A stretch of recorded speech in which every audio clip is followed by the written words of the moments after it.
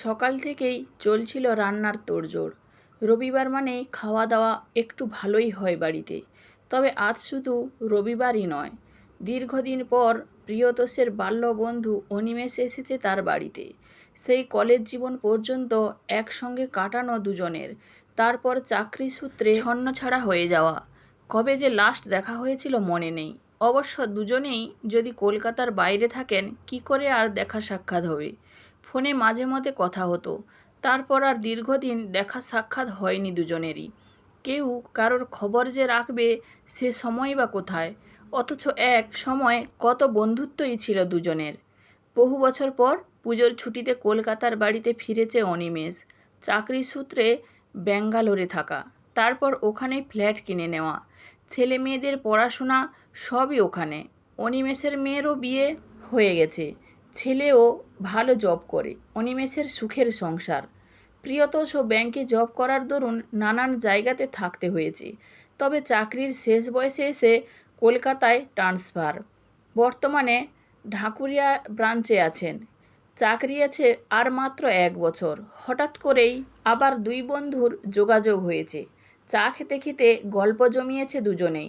অনিমেষ হাসতে হাসতে বললেন, ভাবা যায় আজ কত বছর পর আমাদের দেখা। প্রিয়তোষ চায়ে চুমুক দিয়ে কাপটা প্লেটের উপর রেখে খবরের কাগজটা টেনে নিয়ে বললেন, আমি তো কোনোদিন ভাবিইনি তোর সঙ্গে আবার এত বছর পর দেখা হবে। এতদিন ফেসবুকে আছি, তোকে কেন যে খুঁজে পাইনি নিজেও জানি না। আমিও সার্চ করেছি এর আগে বহুবার। পরশুদিন ফেসবুকে হঠাৎ তোর নামটা দেখেই চমকে গেলাম। ভাবলাম সেই প্রিয়তোষ নয় তো। ছবি দেখে চিনতে আর ভুল হয়নি। দিলাম একটা রিকোয়েস্ট থেকে। জানিস, তোর ছবি দেখে প্রথমটা আমিও চিনতে পারিনি। শেষমেশ তাহলে দেখা হলো আমাদের। ততক্ষণে হাতের কাজগুলো সেরে আরতিও এসে যোগ দেন চায়ের টেবিলে। আরতি মানে প্রিয়তোষের স্ত্রী। অনিমেষ আরতির দিকে তাকিয়ে জিজ্ঞেস করেন, কি এত কাজ টাজ করছেন বলুন তো? কোথায় একটু গল্প টপ্প করবেন? আরতি মৃদু হেসেই উত্তর দেয়, ওই জন্যই তো বসে পড়লাম আড্ডায়। বেশ করেছেন। তারপর কেমন আছেন বলুন? ভালো আছি।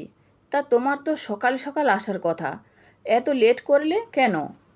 আর বলেন কেন, কতদিন পর কলকাতায় ফিরেছি, সে নানান কাজ। বাড়ির সবাইকে নিয়ে আসলে কিন্তু ভালোই হতো। আসবো আসবো, একবার এসে তো আর আসা শেষ হয়ে যাচ্ছে না। পরের বার যখন আসবো একেবারে সপরিবারে চলে আসবো। প্রিয়তোষ খবরের কাগজ থেকে চোখটা সরিয়ে ঘড়ির দিকে তাকিয়ে বলে ওঠেন, আরতি, তুমি তাড়াতাড়ি লাঞ্চের ব্যবস্থা করো তো, অনেক বেলা হয়ে গেছে। অনিমেষ অবশ্য টাইমে খায়। একদিন বন্ধুর বাড়িতে এসে লেট করে খাওয়া দাওয়া হলে আবার। প্রিয়তোষের কথা শেষ করতে না দিয়েই অনিমেষ বললেন, আরে কি যে বলিস না তুই, ভাবতে পারছিস আজ কত বছর পর আমাদের দেখা? কত গল্প জমে আছে, আজ মন খুলে গল্প করব। হ্যাঁ রে প্রিয়, আমাদের দীপেন, মলয়, দেবব্রত এদের খবর কি? দীপেনের খবর ঠিক বলতে পারবো না। মাঝে মধ্যে মলয়, দেবব্রত বাড়িতে আসে। ভালোই আছে সব। তা কলকাতার ব্রাঞ্চে কতদিন হলো এসেছিস? 8 বছর হবে প্রায়। আরতি লাঞ্চ রেডি করে ডাক দেয় ভেতর থেকে। প্রিয়তোষ একটু ব্যস্ত হয়েই বললেন, চল, আর দেরি করে লাভ নেই, খেতে খেতে গল্প করা যাবে। বন্ধু অনিমেষকে নিয়ে খেতে বসে প্রিয়তোষ। নানান রকমের খাবার দাবার, এত কিছু আয়োজন দেখে অনিমেষ বলতে থাকেন, বৌদি, কাজটা আপনি ভালো করেননি। কি দরকার ছিল এত কিছুর? এত সব খাবার খাইয়ে আমাকে মারবেন নাকি? প্রিয়তোষ হেসে উত্তর দেয়, আরে খা তো, কিচ্ছু হবে না। তুই তো বলে দিলি কিচ্ছু হবে না, তারপর খেয়ে দিয়ে আমি কাহিল হই আর কি। তো এত বড় বাড়িতে তোরা দুজন মাত্র মানুষ। তা তোর মেয়ের খবর কি? ঠিক সেই সময়ই কলিং বেলের আওয়াজে অনিমেষের কথায় ছেদ পড়ে। প্রিয়তোষ আরতির দিকে তাকিয়ে বলেন, দেখো তো কে আবার এলো এখন। আরতি দরজা খুলতেই প্রিয়তোষ অবাক চোখে তাকিয়ে বললেন, আরে তোদের তো সন্ধ্যের দিকে আসার কথা, তো এখনই চলে এলি যে? আর বলো না, তোমার নাতি অস্থির করে তুলেছে দাদুন দিদুন করে, তাই না এসে আর পারি। কথাটা বলেই আরতির হাতে দইয়ের হাঁড়িটা ধরিয়ে দিল অমিত। আরতি দইয়ের হাঁড়িটা হাতে নিয়ে বলল, দই তো ছিল ফ্রিজে, আবার এতটা দই আনার কি দরকার ছিল? এদিকে ছোট্ট বাচ্চাটি দাদুন দাদুন বলে দৌড়ে প্রিয়তোষের গলা জড়িয়ে ধরে কোলে বসে পড়ল। অনিমেষ ভ্রুটা কুঁচকে প্রিয়তোষকে জিজ্ঞেস করে, নাতি, ঠিক বললাম তো? প্রিয়তোষ নাতিকে আরও একটু বুকের কাছে টেনে নিয়ে বলেন, হ্যাঁ রে, আমার একমাত্র আদরের ধন। দেখতে তো একদম সাহেবের মতো। প্রিয়তোষ সেই মুহূর্তেই নিতুর দিকে তাকিয়ে বলে উঠল, বৌমা, এদিকে এসো, তোমার সাথে পরিচয় করিয়ে দিই। অনিমেষের সাথে নিতুর পরিচয় করিয়ে দেয় প্রিয়তোষ। তারপর হাসতে হাসতে বলে, জানিস, বৌমাটিও আমার ভীষণ ভালো। সে যাই হোক, গল্প করতে করতে লাঞ্চ সারা হয়ে যায়। একটা খটকা তখন অনিমেষের মধ্যে কাজ করতে থাকে। এটা কি করে সম্ভব? তাহলে এতদিন কি ভুল জেনে এসেছিল? অনিমেষ ভাবতে থাকে। প্রিয়তোষ বলল, চল উপরের ঘরে, একটু রেস্ট নেওয়া যাক। উপরের ঘরে অনিমেষকে নিয়ে যায়। মনের মধ্যে যে খটকাটা লেগেছে সেটা যতক্ষণ না নিরসন হচ্ছে ততক্ষণ পর্যন্ত শান্তি নেই অনিমেষের। অবশেষে অনিমেষ জিজ্ঞাসা করেই ফেলল, আচ্ছা প্রিয়, একটা কথা জিজ্ঞাসা না করে পারলাম না। তোর তো একটি মাত্র মেয়ে, আর আমি তো সেটাই জানতাম। তোর যে ছেলেও আছে এ কথা বলিসনি তো কোনোদিন। প্রিয়তোষ কি যেন একটু ভাবলো, তারপর বলল, তুই যেটা জানিস ঠিকই জানিস। আসলে তোকে সবই বলতাম, আর বৌমার সঙ্গে যখন পরিচয় করিয়ে দিচ্ছিলাম তখনই বুঝতে পেরেছিলাম তোর একটা ডাউট হবেই। আসলে আমি লাঞ্চ করতে করতেই তোকে তোর মেয়ের কথা জিজ্ঞেস করতে গেলাম, আর তখনই কলিং বেলের আওয়াজ। ওরা ঢুকতেই আমি ভেবেছি তোর মেয়ে আর জামাই হয়তো, কিন্তু তুই যখন বললি আমার বৌমা তখনই খটকাটা লাগে। আমার মাথায় কিচ্ছু ঢুকছে না। তা তোর মেয়ে এখন কোথায়? সব বলবো অনিমেষ, বলবো বলেই তোকে উপরের ঘরে নিয়ে এলাম। আসলে আজ থেকে 7 বছর আগের ঘটনা। মেয়ের বিয়ে দিয়েছিলাম ধুমধাম করেই, দেখাশোনা করেই বিয়ে। ছেলেটাও ভীষণ ভালো, আর ভালো চাকরিও করে। ওদের বাড়িতে তখন মেম্বার বলতে 2 জন, বাবা আর ছেলে। মা অনেক দিন আগেই মারা গিয়েছিলেন। বাবা অসুস্থ, তাই বিয়েটা একটু তাড়াহুড়ো করেই দিতে হয়েছিল। কিন্তু বিয়ের 2 মাস পর ছেলেটির মানে আমার জামাইয়ের বাবাও মারা গেলেন। তারপর থেকে সবই ঠিকঠাক চলছিল। হঠাৎ একদিন কোথা থেকে চলে এলো এক খারাপ দিন। আমার মেয়েও আমাদের ছেড়ে চলে গেল। এমন কথা শুনে অনিমেষ হকচকিয়ে গিয়ে বলে উঠল, মানে কী সব বলছিস? আমরা সবাই তখন নার্সিংহোমে ওয়েট করছি। ওটিতে তখন সিজার চলছে। কিছুক্ষণ পর আমাদের ওটির সামনে যেতে বলে ছুটতে যাই তৎক্ষণাৎ। দেখলাম একটা ফুটফুটে ছোট্ট শিশু, মিলির ছেলে হয়েছে। ভীষণ আনন্দের খবর। মা এবং বাচ্চা দুজনেই সুস্থ দেখে বাড়ি এলাম।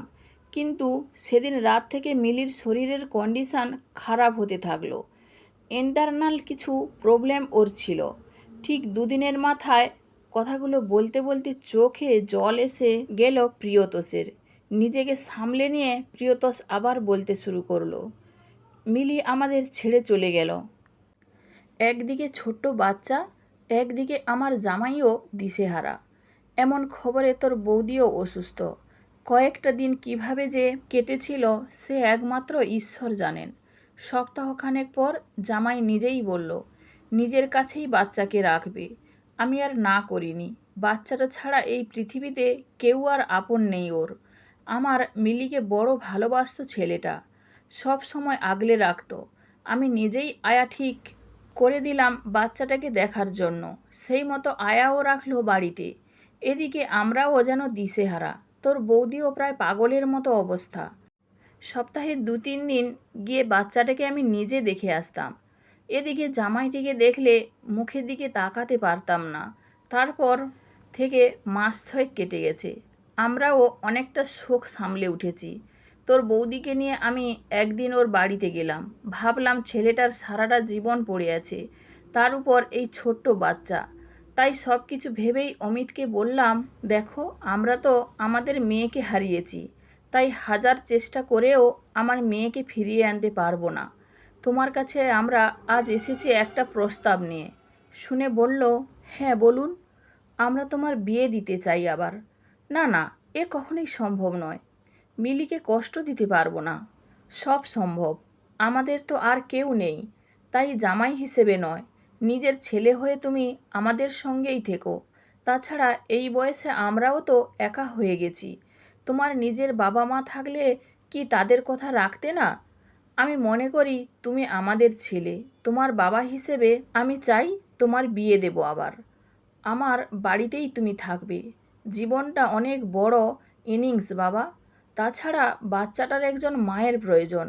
তাই দ্বিমত করো না। মিলি তোমার সাথেই আছে, সেও খুশি হবে। তারপর অনেক চেষ্টা করে রাজি করাই। আজ 5 বছর হলো বিয়ে দিয়ে নিজের বাড়িতে রেখেছি। আর অমিত জামাই থেকে কখন যে ছেলে হয়ে গেছে আমরা নিজেরাও বুঝতে পারিনি। আর দাদুভাইও আর একজন মা পেয়েছে।